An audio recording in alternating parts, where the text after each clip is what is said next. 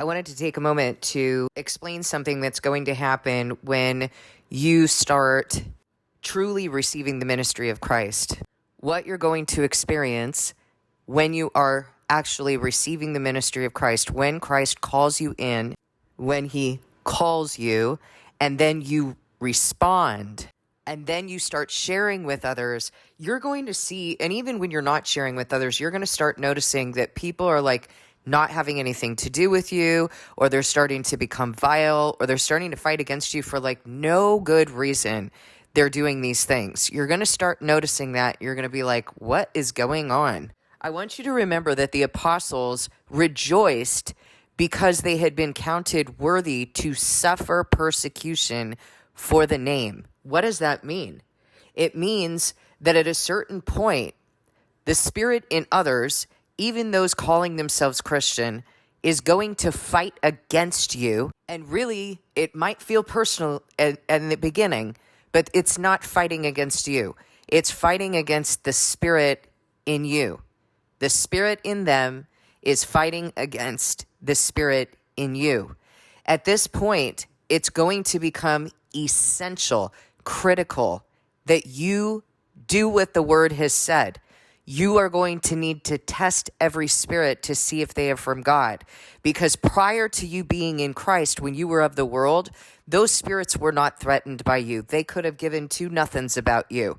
But once you're in Christ, they will chew you up and spit you out if you don't do what the Word has said. The Word has given you instructions to protect yourself, so you are going to need to discern those spirits, and you're going to need to learn how to dust your feet, and you're going to need to learn how to grieve without placing yourself in a position where of your own will, you're trying to force people to hear what the truth is. You need to recognize when they can't hear the truth. Jesus did not waste his time. He did not place himself in situations where he was continually fighting against other people or fighting with them over what the truth is. He said things like, "Why is my language unclear to you?" Because he was speaking on the word, like they should have been able to understand. "Why is my language unclear to you? Why do you not understand my message?" And then he answered the question. And what he said is, "It is because you are children of the devil. Your desire is to do your father's desire. He was a liar and a murderer from the very beginning." Jesus was setting an example. He didn't have to say that out loud. He could have just known it in his head. He said it out loud in order to teach us. He did not go around chasing the Pharisees. He used the Pharisees in order to teach the people about what not to become. And he would respond to the Pharisees when the Pharisees were asking him questions. Except there's one time that I remember that he did not respond to them. He told them, well, he responded, but he said, "If you answer my question, I'll answer yours." And they wouldn't answer his question about whether or not John was a prophet, because they didn't want to answer, because if they had admitted that he was a prophet, then the people would have turned against him, and he would have asked them, "Well, why did you kill him then? Why didn't you believe him then?" This is a consistent story. Every time God's people are being called and drawn into him, and they respond, and they're changing, and that spirit changes in them, and their countenance changes, and there's a light in them.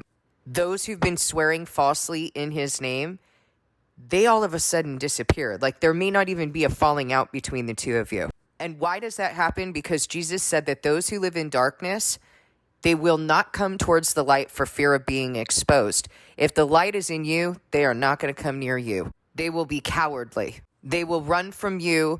They will fight against you. If you say anything, they will be deeply offended. I mean, you could say anything about Buddha, Allah, you could talk about anybody else, but don't you dare talk about Jesus. They will be deeply offended. "Well, I don't believe in that." I mean, no one ever says that when you're talking about Buddha. They're just like, whatever. I mean, that's how I feel when people are talking about that. To me, it's like a joke. Like, you believe in a statue of a guy with a beer gut who can't speak, who supposedly has all these proverbs and whatever else, but like, when did he speak those? Those are just the delusions of your own mind. I don't pay any attention to that. If someone's trying to engage me in conversation, I will literally say things like from a true perspective. Like if they genuinely are trying to talk to me or Even to test whether they're genuinely trying to talk with me, I'll start throwing stuff out and see what happens. And then if they're not getting it, I'll just move on. I'm not offended by that. I'm sad for them. Like, I pity anybody who believes in that kind of foolishness. You believe in a God with an elephant face? Okay, whatever. Why do you have so many gods? One of them is not powerful enough? Like, to me, that's ridiculous. It's not offensive to me. It's silly. My God is all powerful, and he has a way of speaking that not even man can speak that way. He speaks in the spirit, to the spirit that he gave when he created his creations. I'm not offended by your God. I'm embarrassed for you, but they will be offended by your God. And there's good reason why, because the spirit in them and the spirit they've been deferring to can never be God, will never be God. And that must be very offensive to them, I guess. We need to dust our feet. We need to learn how to dust our feet. Some of these people are going to be family. I've certainly had this happen with family. Some are going to be people that you thought maybe they were Christian. Like, they profess to be Christian, and you might have thought, okay, I can talk with them about these things. We can connect on this level. And then you discover, like I did yesterday, when I had a conversation with my childhood bishop, oh, you actually don't care anything about God. You've just been using that for something. It's just a club you belong to. He's just a player in your narrative, in some story of salvation and some false Messiah that you made up. I see. You don't actually care about the word. Be prepared, people of God. This is what happens. This is what you've been told will happen.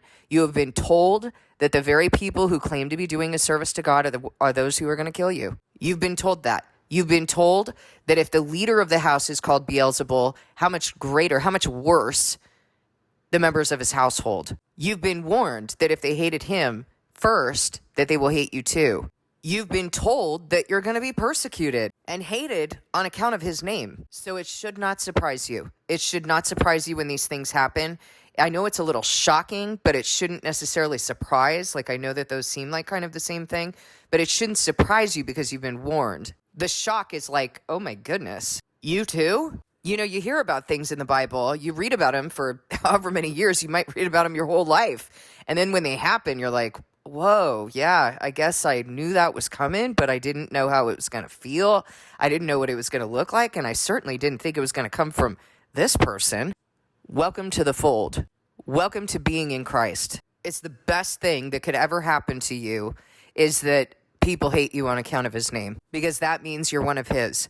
Endure till the end. Continue in that until the end, and you will be saved.